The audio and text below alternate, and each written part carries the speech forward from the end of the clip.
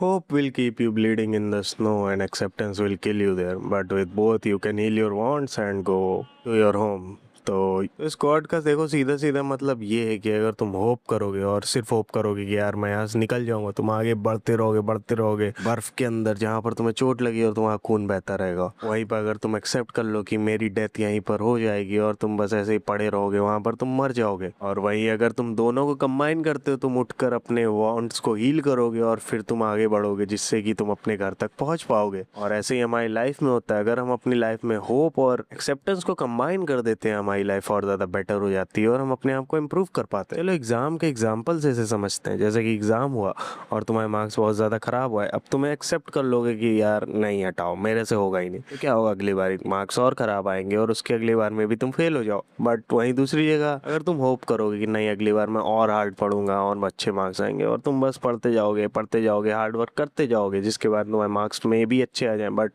बहुत ज़्यादा अच्छे नहीं आ पाएंगे जितने आ सकते थे। और वहीं अगर तुम दोनों को एक साथ कंबाइन करोगे, तुम एक्सेप्ट करोगे हाँ यार मेरे मार्क्स अच्छे नहीं आए, मे बी मेरे पढ़ने के तरीके में कोई कमी है, तो तुम क्या करोगे, टॉपर लोग जो होंगे तुम्हारे दोस्त लोग होंगे, तुम उनसे कहोगे भाई यार नोट्स शेयर कर दे मुझे, कि नोट्स मुझे दे दो एग्जाम के, मैं पढ़ लूंगा। और उनसे पढ़ने का टिप्स मांगोगे कि यार ऐसे पढ़ते हैं ऐसे पढ़ते हैं, या तुम कोई लेक्चर से यूट्यूब से पढ़ोगे, तुम अपने पढ़ने का तरीका चेंज करोगे और फिर तुम्हारा एक्सेप्टेंस होगा और तुम्हारी होप होगी कि तुम उस होप में पढ़ोगे, उस नए तरीकों से तुम नई नई चीज़ें डिस्कवर करो कि हाँ ऐसे पढ़ते हैं जिससे कि हम आगे जा सकते हैं। और उसके बाद जब तुम एग्जाम दोगे तो क्या होगा, तुम्हारे मार्क्स पहले ज़्यादा बेटर आएंगे, वो भी लेस एफर्ट के साथ। और इस तरह से तुम्हारी होप और एक्सेप्टेंस को जब तुम लाइफ में एक साथ मिला देते हो, तुम अनस्टॉपेबल बन जाते हो। तुम एक्सेप्ट करते हो हाँ अपने फ्लॉज को कि हाँ मे बी ये मेरे फ्लॉज हैं, बट तुम होप भी करते हो कि हाँ ये अगर मेरे फ्लॉज हैं तो मैं इन्हें फिक्स भी करूंगा, मैं इन्हें फिक्स करने की ताकत रखता हूँ। चलो इसका एग्जाम्पल डेटिंग लाइफ से लेते हैं। जैसे कुछ लोग होते हैं, वो लोग क्या करते हैं, एक बार उनका ब्रेकअप हो गया, वो मान लेते हैं कि हटाओ यार मैं तो प्यार के काबिल ही नहीं हूँ, ऐसा बॉलीवुड टाइप सिट करते हैं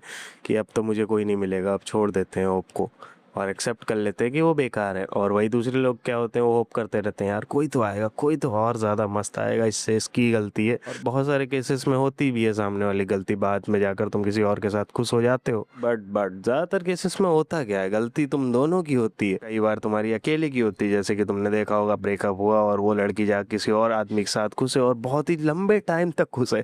अब तुम्हें यहाँ पर लगता है कि यार ऐसा क्या था, ऐसी क्या कमी थी मेरे पे, और यहीं पर तुम्हें एक्सेप्ट करना है हाँ कमी मेरे में थी, और तुम्हें अपनी कमियों को पहचानना है कि क्या कमी थी तुम्हारे अंदर।